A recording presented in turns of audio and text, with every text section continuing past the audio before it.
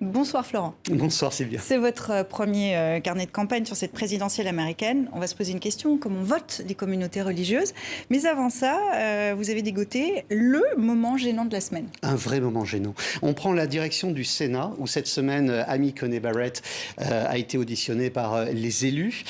Donald Trump l'a nommée, vous le savez, au poste de juge de la Cour suprême. Elle aura la lourde charge, aux côtés de ses 8 futurs collègues, de trancher sur des questions juridiques, des actes capitaux pour la société américaine, comme l'avortement, le port d'armes ou encore des litiges sur les résultats d'élections. Nous sommes à 15 jours, vous l'avez dit, du scrutin présidentiel.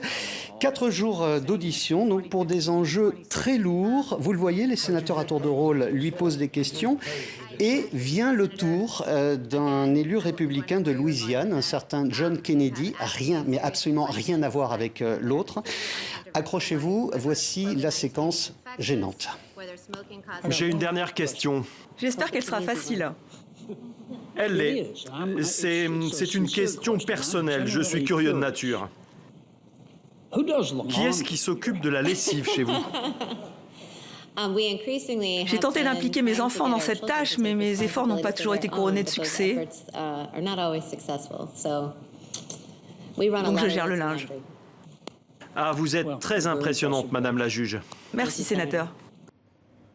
Exagère un petit peu, elle n'a pas l'air si gênée, Florent. Oui, le rire est un peu jaune, mais bon, ça passe. Il faut dire qu'elle s'est présentée, la juge Barrett, devant les élus avec 6 de ses 7 enfants, histoire de bien marquer ses valeurs familiales traditionnelles.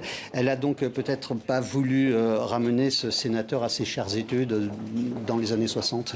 Bon, on ne va pas épiloguer là-dessus, mais puisqu'on parle d'Amy Coney Barrett, on va continuer. Elle défend donc des valeurs traditionnelles, vous le disiez, c'est une fervente catholique.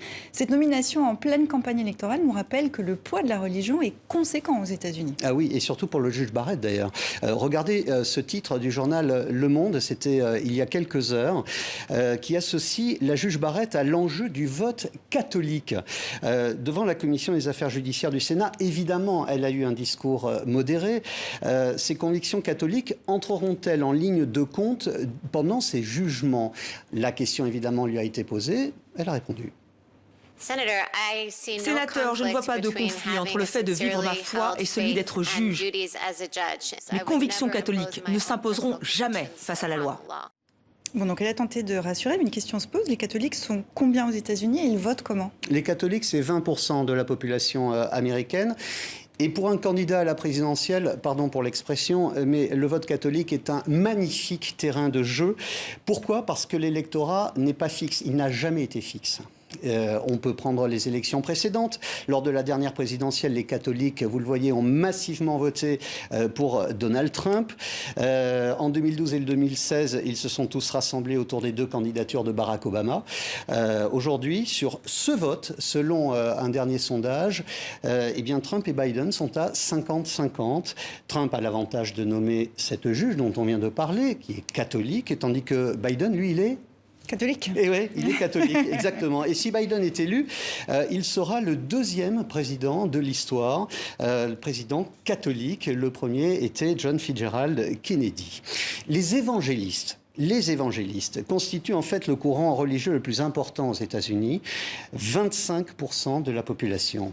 Et comment ils votent? Alors, eux, ils votent républicain. 80% des évangélistes votent républicain. Ils considèrent Trump comme un mécréant, mais selon eux, c'est le plus efficace pour porter le message, leur message et leurs valeurs. Les protestants? Les protestants, alors là, c'est très simple. Les protestants blancs votent républicain. Les protestants noirs votent démocrate. Les musulmans, maintenant? Les musulmans, 1,5% de la population américaine. Les musulmans devraient voter Biden, notamment pour cette raison. En tant que président, je travaillerai avec vous pour faire disparaître de notre société le poison de haine.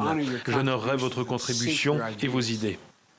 Donald Trump, lui, n'a jamais parlé à cette communauté musulmane. On peut même dire qu'elle s'est sentie limite agressée par lui. Donc pas de suspense pour ce vote. Et enfin, la communauté juive? 2% de la population.